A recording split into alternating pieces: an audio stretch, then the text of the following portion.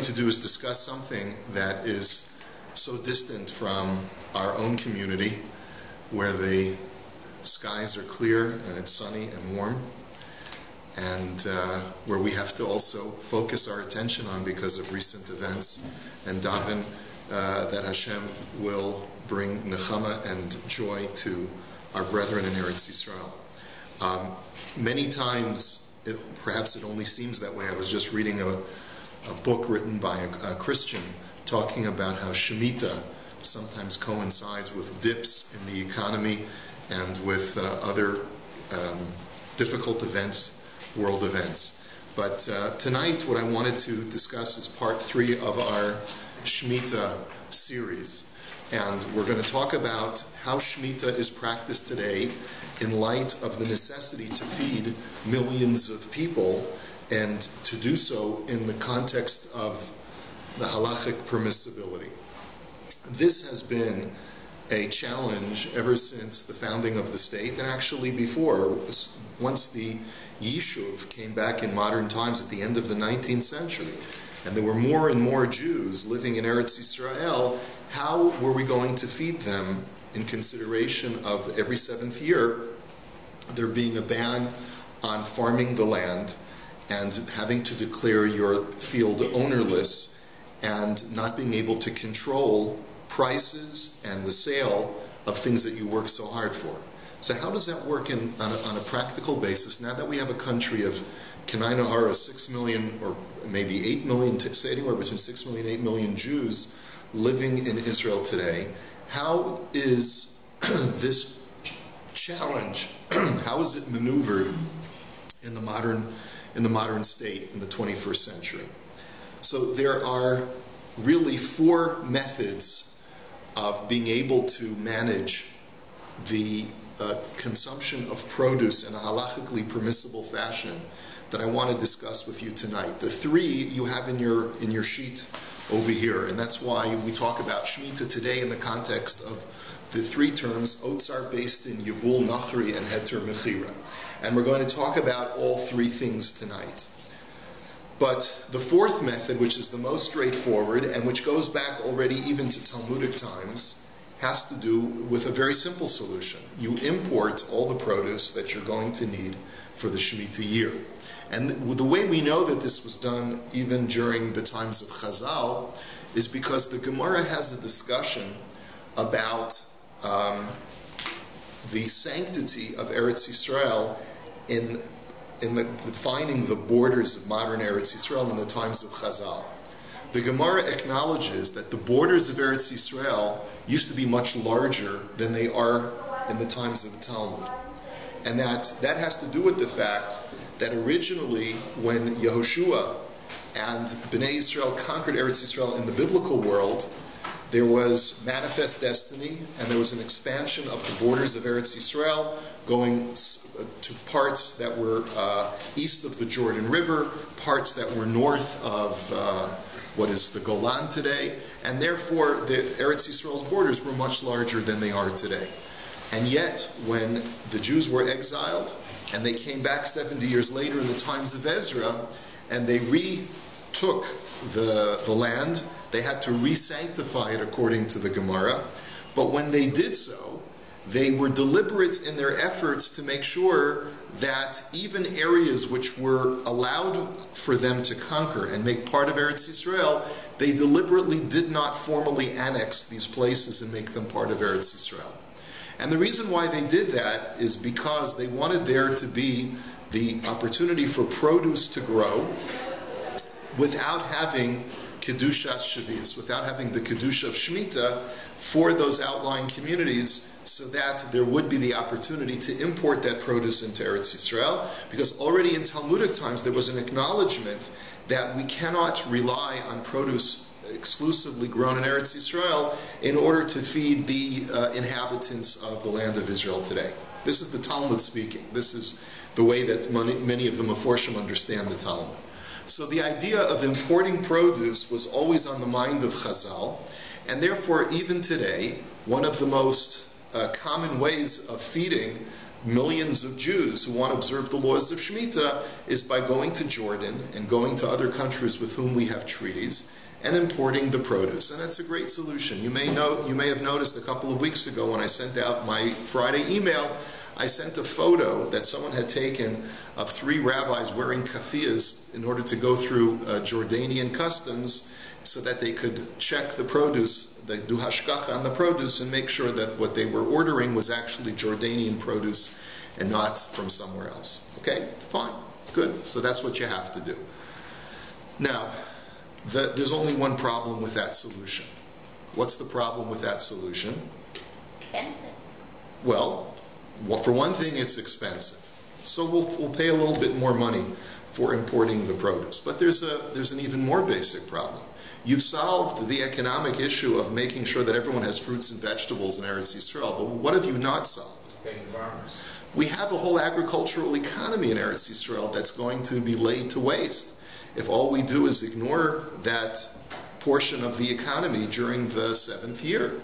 So how do we address that situation? How do we address the millions of dollars that of income that farmers are anticipating getting, and they have to just let their land lay fallow? So this was also on the mind of Chazal, and there's actually a Talmudic text called the Tosefta, which is really from the times of the Mishnah, but was not included in the formal Mishnayos of Rabbi Yehuda Hanasi, and it addresses that very situation. And it is from this Tosefta and from the Ramban's commentary in the Torah, who quotes this Tosefta, that we get the concept called Otzar Beis Din. So I have the text in English, and it's just an abridged portion, abridged translation of that text. Let's take a look at what the Ramban says. He first starts off by quoting the Tosefta. He says, we learned in the Tosefta that initially emissaries of the Beis Din would linger by the entrances to cities. And basically there was an understanding that in every single city there was going to be sort of like a monitor, a guard, to make sure that farmers were not trying to sell produce from their farms during the Shemitah year. So what would happen was anyone who would show up with produce would have his produce confiscated, and in return would receive enough provision for 3 meals. Now we need to understand, what's the halacha of Shemitah produce during the Shemitah year? It has the status of hefker. You're not allowed to buy or sell Shemitah produce for money. In other words, you can sometimes barter for it, you can barter other goods, but you can't sell for cash Shemitah produce. So if a guy came with a wagon load of tomatoes or a wagon load of apples and he came to the city, then the representative of the Beis Din would say, okay, thank you very much, we're going to be taking your produce, we're going to be putting it into the silos that are manned by our Beis Din representatives, and that's where the produce will be stored for the rest of the Shemitah year. Here is your consolation prize. We'll give you enough for 3 meals, which means we'll give you some of the produce back to feed your family, but it is hefker, just like, so you're entitled to it in the same way that any other member of Klal Yisrael is entitled to it. So just like any other member of Klal Yisrael can have 3 meals worth and just take what he needs, you can take what you need as well. Everything else was placed in a silo called an otzar within the city. When the time of, and so that's what happens before the formal harvest season comes, when a guy comes with a wagon into every city. Now, let's go further on in the Shemitah year. When the time of the fig harvest arrived, emissaries of the Beis Din would hire workers who would harvest the figs and make them into pressed fig cakes. They did the same process to olives when the olive season arrived, meaning that they would hire workers to go into the olive orchards. They would harvest the olives, they would press them into oil, store them in barrels, and put them in the otzar, put them in the silos or the warehouses of the Beis Din. And they did the same to grapes. They would harvest the grapes, they would press the grapes into wine, they would manufacture barrels of wine, put them in the otzar that belonged to the Beis Din, the warehouse. They would then make a weekly distribution from the silos to the members of the city. So, and this is what they did. They basically delivered for free all of these goods. There's no indication that there was any compensation offered by the members of the community. This is all the Tosefta tells us. Now, we learned also a couple of weeks ago that there are two requirements. Number one, the produce has to be hefker from your field in a Shemitah year. But there's also a mitzvah called bi'ur. Does anyone remember what the mitzvah of bi'ur is when we talk about Shemitah produce? You can't consume it after the harvest season has finished for that. Well, not that you can't consume it, but you cannot store it in your home once it is no longer available out in the field to the animals. So there's a machlokes between the Rambam and the Ramban as to what that means. The Rambam says you have to destroy everything, but the Ramban disagrees, and he says you don't have to destroy everything, you just have to remove it from your house. So take all of the apples that are no longer growing out in the field and put them out on your doorstep and let everyone have equal access to them. That's what the Ramban says. And this Tosefta seems to support the contention of the Ramban that you're not obligated to destroy it, but you just have to make sure that it's hefker. So essentially, the Tosefta is suggesting that as a result of the Beis Din taking possession of all of this produce, you've accomplished bi'ur. You've accomplished removing it from your house because now it's in the Beis Din silos. It's not in your own personal home. And therefore, it wasn't necessary to dispose of the produce since by being in the Beis Din's possession, it was already considered disposed. That's exactly what the Ramban says. And the reason why this was done, now why did they have this sort of system in place called Otzer Beis Din? They did it because the temptation to avoid the temptation to the individual farmer of conducting business with Shemitah produce. This was the way they did it. They said, listen, farmer, we know everyone's got a Yetzer Hara. If we just leave everyone to their own recognizance, we're worried that you may end up selling some to Shemitah produce to someone who's offering you a lot of money, and you stand to lose so much. So why should we give you that temptation? Why should we give you that nisayon? So this was the whole system of Otzer Beis Din. Now let's talk about Otzer Beis Din in the modern state of Israel today. Based on the force of this Ramban, and as I mentioned last week, there are very few halachas that we get from the Ramban's commentary on the Torah. I'm not aware of any halachic issues that we derive from the Ramban, but I'm not thinking of everything. But the point is that this is a long-standing mechanism that is in effect today. So if you go to Eretz Yisrael and you hear the produce is Otzer Beis Din, what essentially they're telling you is that the city where this produce was collected, or the Beis Din of the city where you're presently in, whether it's Yerushalayim or whether it's Tel Aviv or Haifa or wherever it is, essentially the representatives of the Beis Din hired workers to go to the outlying farms that are nearby the city, to work it, to harvest the produce, and to bring it back into the city. This produce is considered to be hefker. Why then, when you find it, you have to pay for it? Why then is it for sale at the makolet? The answer is that you're not paying for the produce. You are paying for the cost of transportation and for the cost of paying the workers who had to harvest it. So you're not paying for the produce. The produce is free. Just like when you buy a bottle of soda, probably 80% of the cost of your bottle of soda is the transportation costs and the plastic. You're only paying a small percentage of the cost for the actual beverage. The same thing is true with the Otzer Beis Din. Here you're paying zero for the actual tomato or for the apple, and you're paying all of your price is for the transportation and the work conducted thereby. So let me just make something clear. This is a permissible mechanism that is discussed in the Tosefta and is brought in the Ramban. Is it accepted by everybody? No. So let's discuss why not. And this is something that I'm quoting from a modern sefer called Hashmita V'Hilchotah that was written by Nassim Gottlieb this very year. He published it for this Shemitah year.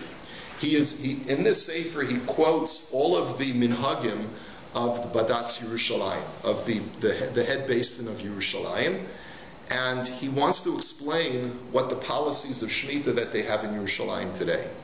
In Yerushalayim today, the Badatz does not recognize Otzer Beis Din as a method of getting produce to the consumer. And the reason why they don't recognize it is for a number of reasons which he details. Reason number one, he says, is because the Rambam, who is the Nesher Hagadol, who is the great leader of Klal Yisrael in Psak Halacha, never cites this as halacha. And one of the reasons he may not cite it as halacha is because, if you remember, we said that according to the Rambam, the obligation of bi'ur is not just to make it hefker and no longer in your house. According to the Rambam, you have to actually destroy all produce beyond a certain point in the season. And therefore, this otzer-based remedy would not work according to the Rambam. Another reason is because never do we find this Tosefta being quoted anywhere, either in the Babylonian or the Palestinian Talmud. It's neither in the Bavli or the Yerushalmi. So that's another reason why it is somewhat suspect as not being the accepted norm.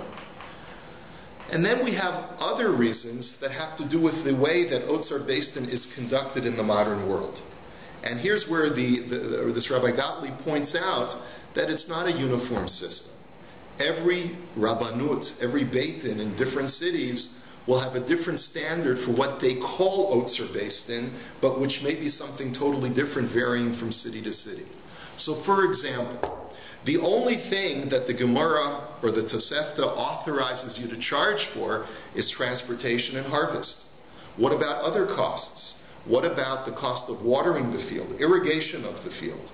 What about other expenses that may be incurred over the course of the process of getting it from the orchard to your table, storage, and things like that? That the Tosefta does not authorize you to charge for, and yet that is also considered to be part of the cost of what is being charged in many communities for the Otzar-based price that you pay at the Makolet. Problem number 2, there is no heter to sell this produce on a mass scale. You're only allowed to sell it in small quantities, and yet there is no limitation in some communities. Problem number 3 is that in some communities the Otzar-based will come in, this Otzar-based council will come into a farm, and they basically will say, we are in charge of harvesting this field. And they will bar access to the public to be able to go onto that field to take the fruit for themselves. Now, if indeed you're treating this produce as Shemitah with Kedusha Shvius, and it's Hefker, so then just because the Beis Din has its workers working on the field, they don't have a legal right, according to halacha, to preclude other people from accessing the field. So that becomes problematic as well.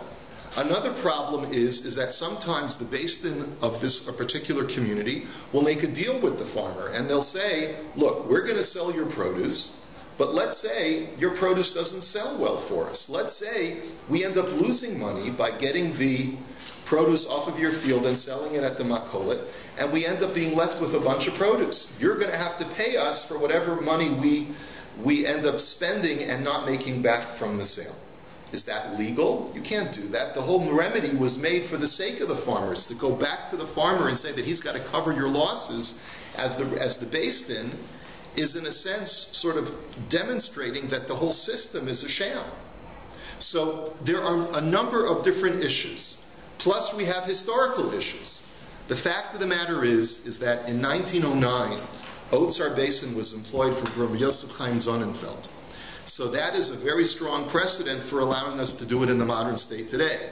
However, it was the only time that we have documented before the founding of the state when this Otzar-based method was used. And we don't find in any subsequent Shemitah year that any poskim, including Reb Sonnenfeld himself, employed Otzar-based. So there are many people who suggest that it was a one-time thing because of an emergency. We also find that the Chazon Ish permitted Otzar-based, but also only on a one-time basis. And so there are those who are of the opinion that when there are emergency situations, you can rely on Otzar-based, but when there's a non-emergency situation, such as in the modern state, when you have other alternatives, you should not rely on Otzar-based. So I've presented to you different sides of this argument. And there's definitely reason to be lenient, but there's also reason to be machmir on Otzar-based produce. And beyond that, you also have to understand that just like every single city in Eretz Yisrael has a different rabbanut, with a different set of chumras, with a different set of standards, of kashrut standards, so too it turns out that every Beis Din, every community has a different method of what they call Otzer Beis Din. So just because you go to the Makolet and you see that it says Otzer Beis Din, you can't automatically assume that it's the same Otzer Beis Din that you found in Rehovot, which is the same Otzer Beis Din that you find in Bnei Brak or Tel Aviv or anything like that. So I hope I'm making myself clear. So you have to be, you need to check when you get to Israel, you need to check with the facts on the ground, check with a posek that you respect, and find out which Otzer Beis Din is you're dealing with. And again, that's all the information that I have, because being so far away and watching the snow fall on the ground, I'm thinking to myself that we should all be in Eretz Yisrael. Okay, so that's Otzer Beis Din. From Hashem. It's from Hashem, exactly. Did you forget that? No, chas v'shalom. We thank Hashem for everything in life. Thank you, David. Okay, so the next method of acquiring produce in Eretz Yisrael is called what we're going to call Yevul Nochri. Now, what is Yevul Nochri? Yevul Nochri states that if there is a non-Jew that owns real estate in Eretz Yisrael, then his produce that grows under his ownership and under his tutelage does not have Kedushas Shavias, does not have the Kedusha of Shemitah, and therefore there are no limitations in the ability to purchase that produce or in the ability to keep that in your home beyond the expiration date of Shemitah produce, beyond the Zman of Biur. So this is based on a couple of statements from the Rambam.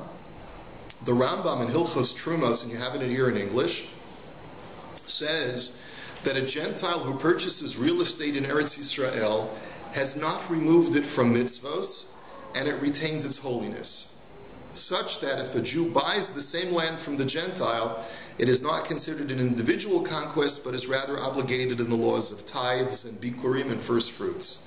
It is considered as if it had never been sold to the Gentile in the first place. Now, what the Kesef Mishnah points out is that what this means is that only after a Jew takes possession of real estate that had been previously owned by a Gentile does the land go back to its Kedusha. But while it is owned by the Gentile, it does not have Kedusha Shvius, and therefore it would not be subject to Trumas and Maasros, and by extension it doesn't have Kedusha Shvius.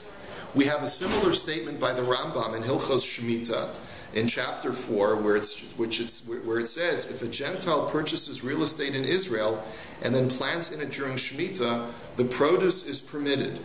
For the rabbis only forbade sefichin growth to prevent sinners from sinning, but since Gentiles have no commandments regarding Shemitah, there was no need for the rabbis to step in with a decree. Now what this essentially means, at least according to the Kesef Mishnah, which is Rav Yosef Karo of the 16th century, the author of the Shulchan Aruch, is that we learned previously that there was a rabbinic ban on Shemitah produce even when it grows on its own. Even when you didn't plant the Shemitah produce yourself, but it just grows on its own, there is a certain type of produce called sfichin, and sfichin are those crops that grow, that have to be planted perennially, that you have to plant every season, every year you have to replant wheat, you have to replant legumes, beans, and other kinds of produce. Anything that you have to replant on an annual basis is called sfichin, and therefore, even if you planted it before Shemitah, or even if it grows on its own during Shemitah, it's asur midrabanan, lest people be tempted to grow on their own things and cultivate the fields during Shemitah. When they see that these things are growing and are being harvested during Shemitah, they'll think that people planted them during Shemitah, and therefore it's permitted. So the Rambam tells us a very interesting thing. He says that's only true if it was growing in the field of a Jew. But since, there's no Kedusha Shvius, there's no Kedusha to the real estate that's owned by a Gentile in Eretz Yisrael, so the produce does not have the status of Shemitah produce, there is also no reason to decree, midrabanan, a rabbinic decree, that we should forbid it because of Maras Ayin, because of sfichin, lest the person come to think that he can plant during Shemitah if we let you have the wheat of this field. Why? Because that's only when it's Jewishly owned. Because one farmer will say, oh look, there's Yankel's farm and we're harvesting it, so I'm no different from Yankel, so I'll plant my wheat also during Shemitah. But if it belongs to a non-Jew, then there's no such fear, and therefore the Rambam says that neither midioraisa does it have kedusha shvius, nor midrabanan does it have kedusha shvius. This is the way that Rav Yosef Karo understands the Rambam. That the Rambam is perfectly consistent both in Hilchos Trumos and in Hilchos Shemittah. That it is while it's in the possession of a non-Jew, it has no kedusha whatsoever. But if a Jew were to purchase it afterwards, it reverts back to its original state of being part of what was formerly conquered by the entire Jewish people. Now, what the ramifications of this are, is that according to the Mechaber, according to Rav Yosef Karo, it is perfectly legitimate. This is what we call Yevul Nachri, produce that is from a Gentile's farm. It is therefore perfectly fair game that if you go to Nablus or to Ramallah, and there are farmers there, and they own real estate there, and they harvest it, and they want to sell it to the Jews, it's perfectly fine, it's perfectly kosher produce, it doesn't have any of the Kedusha of Shemitah on it. And it's on that basis that many people permit Yevul Nachri, even when it grows in what we know to be Eretz Yisrael proper. However, there's a problem with that, because there was a contemporary of Rav Yosef Karo, whose name was Rav Moshe ben Yosef Trani, also known as the Mabit. He also lived in the 16th century, and he also lived in Eretz Yisrael, and he also served sometimes in this very same Beis Din as Rav Yosef Karo, and he paskined that he has a totally different understanding of the Rambam completely, to the point where he understood the Rambam to mean that during the Shemitah year, the produce does have a certain level of Kedusha. It has to be treated as Shemitah produce, and you're therefore not ameliorating anything just because it's owned by a Gentile. It still is limited by Kedusha Shvius. And as a result, the Mabit paskind that there's no heter of what we call Yevul Nachri. This has been a long-standing machlokes between the Mabit and the BAYT Yosef. There's no question that Sephardim today completely paskin like the BAYT Yosef, Rav Yosef Karo, and therefore it's perfectly permitted for Sephardim to rely on this heter of Yevul Nachri. Less clear is how individual Ashkenazi poskim are going to come down on this issue. So therefore, if you hear people saying that they're not happy with Yevul Nachri, you'll understand it is because of the opinion of the Mabit, the contemporary of Rav Yosef Karo, the BAYT Yosef. Okay, that's number 2. And finally, number 3, we get to what's known as Heter Mechira. Now, Heter Mechira takes the whole concept of Yevul Nachri one step further. And it says, working on the Heter of Rav Yosef Karo, that land that is owned in Eretz Yisrael by a Nachri, by a non-Jew, the produce that grows on it does not have Kedusha Shvius, we can do a very simple mechanism, just like we do before we sell our chametz on Pesach. Right? Or when we sell our chametz on Pesach, what do? The Torah tells us that I'm not allowed to own chametz on Pesach. So what if I have a warehouse full of very expensive alcohol or grain products, and I don't want to have to dispose of it all before Pesach? What do? I sell it to a goy. And when I sell it to a goy, the goy does not have to take physical delivery of the goods. All we have to do is do a contract. The goy has to make a kinyan, showing that he is the legal owner, and it can remain in my warehouse, and I just have to give him the key. And I can even have my workers in the warehouse over Pesach under certain circumstances, which even though there's a clear demonstration, my name is on the warehouse, and it says Joe's Chametz, or Yankel's Chametz, nevertheless, since it legally belongs to the Goy, I'm not in violation of the halacha of Bal Yeroel, Bal Yimotze, of having Pesach in my Chametz in my possession on Pesach. So the argument goes like this: do the same thing for Shemitah. What you can do is If, according to the Machaber, according to the Beis Yosef, you're allowed to produce that grows on a Gentile's field does not have kedusha shvius, very simple solution: sell your farm to a Gentile on paper, and it'll belong to him. The workers, therefore, are working for him; they're not working for me. We'll do whatever intricate paperwork that we need to do, and then I'll be able to profit off of the produce that belongs to the Gentile. We'll work out some kind of financial compensation, but in that way, the produce will not have kedusha shvius, and everyone will be happy. We'll be able to provide not only for the farmers who are the normative owners of these properties, because they'll be able to benefit from their farms over Shemitah, but we'll be able to provide for an entire country the necessary needs of their produce without having to import and without having to resort to more dire remedies of actually going to farms that are actually owned by Arabs. We can therefore do it this way. Now, this was done this goes back to very early times when the first Yishuv started again in earnest in the late 19th century. It was a method that was endorsed by Rav Avram Yitzchak HaKohen Cook, the very first chief rabbi of Israel, and it has been endorsed by a number of chief rabbis since that time. But of course, it is the most controversial method of finding a heter for Shemitah produce for a number of reasons. First and foremost, it's not clear that we paskin like the Beit Yosef in contrast to the Mabit. But even if we do, this whole idea of comparing the sale of Eretz Yisrael real estate to the sale of your chametz is very, very questionable. Number one, is it even permitted to sell real estate of Eretz Yisrael to a Nachri? That in itself, there's an issur of lo techane, that you're not allowed to give away portions of Eretz Yisrael to non-Jews. So what right in the first place do we even have to do this, even if it is a legal loophole mechanism? But if the whole mechanism is predicated on an issur of divesting land in Eretz Yisrael and giving it away to non-Jews, how can you rely upon it? But there are other issues as well that the Chazon Ish detailed in his commentary in a couple of places.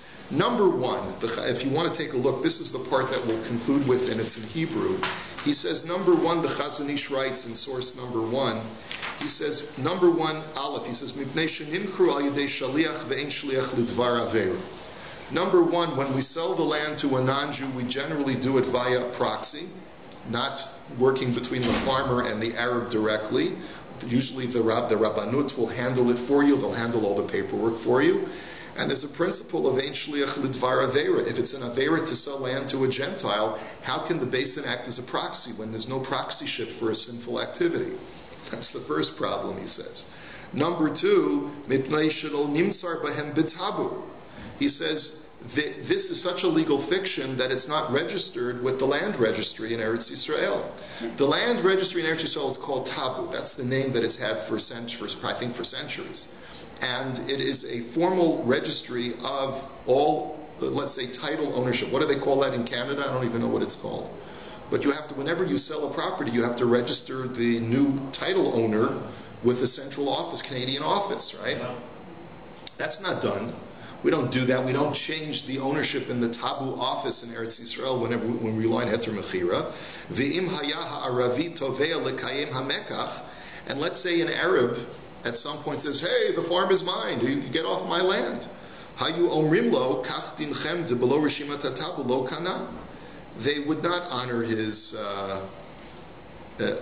claim. He said, because they'll say, look in the registry. The land doesn't belong to you. So that's the second problem, the Chazon Ish says. And the third problem is mipnei shebelev kol adam she'eno kinyan be'emet. Everyone knows that this is not a legitimate sale. Uvemechirat chametz arminan kedei shelo ya'avor bebal yeroa gomer u'makna.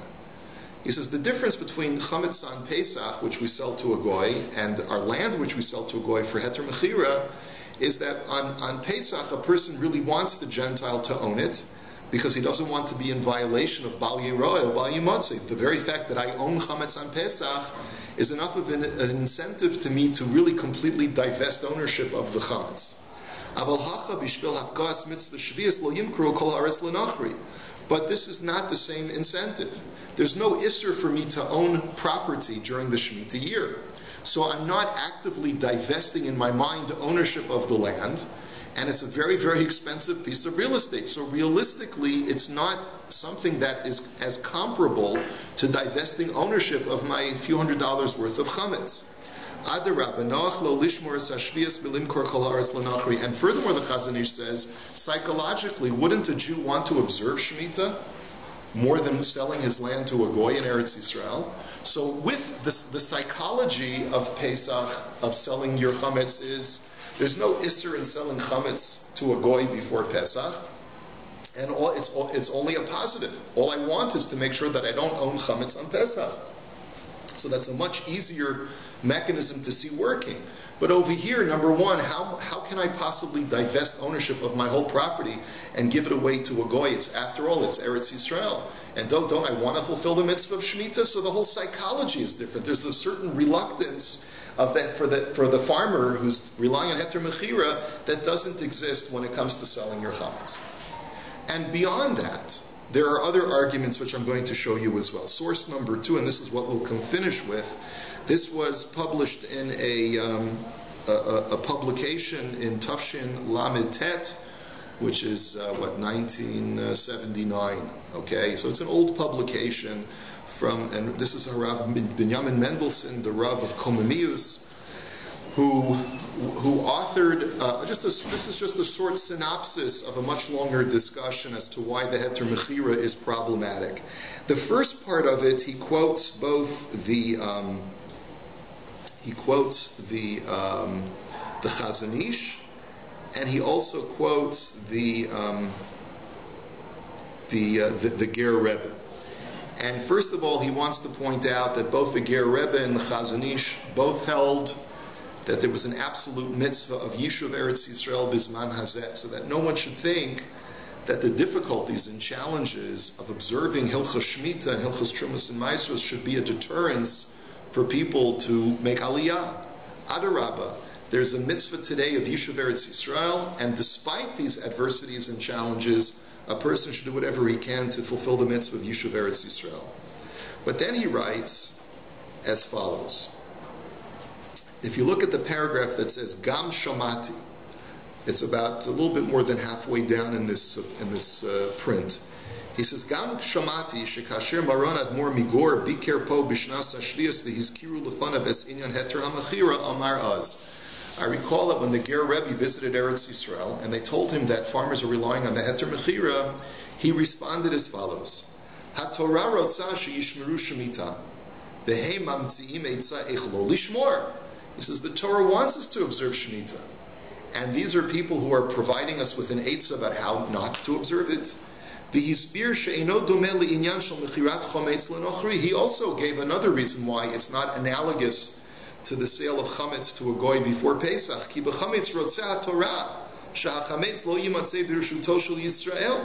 Because there the Torah doesn't want the Jew to be in ownership of chametz. And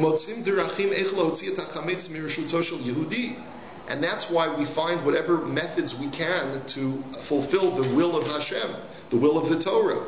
Ve'ilu bashvius ratzon haTorah she'admot Yisrael yishpetu b'shana hazot. Al kein ein lechapes eitzot shelo lishpot b'shvi'it. He says, but what does the Torah want when it comes to Shemitah?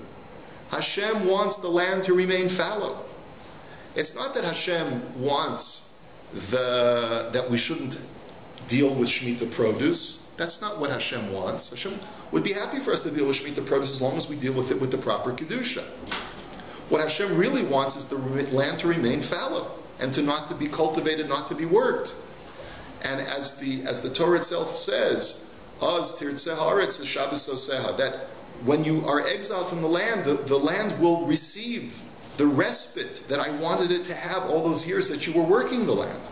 So if we clearly understand from the Nevi'im and from the Torah itself that the Ratzon of Hashem is to not work the land, to let it remain fallow, aren't we contravening the whole theme of Shemitah by finding this way of making sure that it's the possession of a goy instead of the possession of a Jew?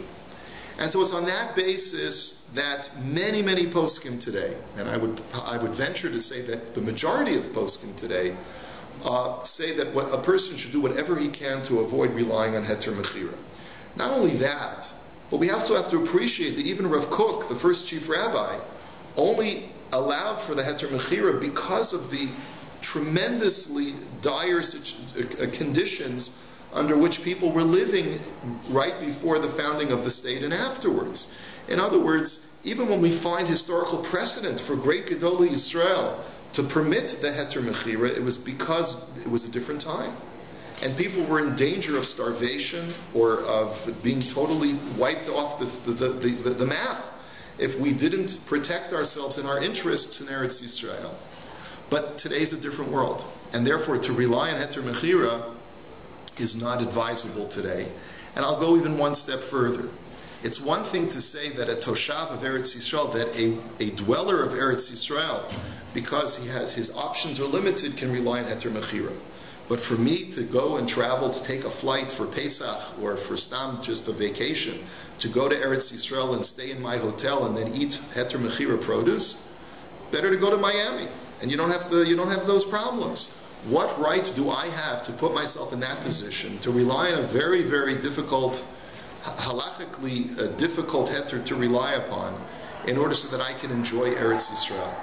You want to enjoy Eretz Yisrael, live under the strictures of halacha, where it clearly is the Ratzon Hashem that we should let the land rest. So it's on the force of that it's very, very important for our community to know that when you go to Eretz Yisrael, there are a number of ways to obtain produce, but really, really speak to a posek that you respect when you get to Eretz Yisrael, and be very, very meticulous in your observance of these laws of Shemitah. Next week we'll finish, and we're going to talk about the Pruz Bowl and the whole genre of rabbinic loopholes in Jewish law, which is a springboard for that, a more generic discussion like Eruv and things like that. Yes, Jordan? That may tie into it, but sort of what's debated on a national level is the question of individual ownership when you have collectives, when you have organizations, you have larger businesses or entities, co-ops, right? So it's not a specific, like the typical kibbutz, it's not a specific individual ownership, is there still the same kind of isser? Yeah, because yes, it applies on. It doesn't matter who owns the land. The whole Even point. the state. The whole point of Shemitah is that it's ownerless. During Shemitah, the fields are ownerless. No one can stake a claim on any piece of land, even if it's a large corporate entity or even a large governmental entity. No one has the right to preclude anyone else from having access to that produce. So that's the, so Otzar Beis Din provides a remedy for that, because then the Beis Din takes possession of it instead of the individual or instead of the corporation. But there are, as we pointed out, that one has to be careful how the Otzar Beis Din is doing that. Yes? So we're basically back to imports. No, I didn't say that. We're back to imports. I'm not sure what is the most optimal way of doing it. There's Yivul Nachri, as I mentioned, produce that's grown in Ramallah, where you're not relying on heter mechira because this land is genuinely owned by Arabs. That's one solution. You also have the Otzar Beis Din solution, provided that the Beis Din is handling the produce in a responsible fashion. Okay, that's also a clear option. And then you have imports. Yeah, that's your third option. I was just wondering, the Otzar Beis Din, the workers who are working the land, are they Jews? Can they be Jews? They can even be Jews. As long as they're not compensated by the farmer, they have to be compensated by the Beis Din. For labor. For labor. But right. That comes from the sale of the fruit, right? Where does the money come to pay? Yeah, it'll come from the sale of the produce. Yeah. But that's not originally the way it was done. Originally, the way it was done in the Tosefta is that the community pitched in to give a war chest to the Beis Din so that they could pay for these workers. Today, we pass that on to the consumer. That's another question as to whether that's such a proper thing to do. Yeah, David.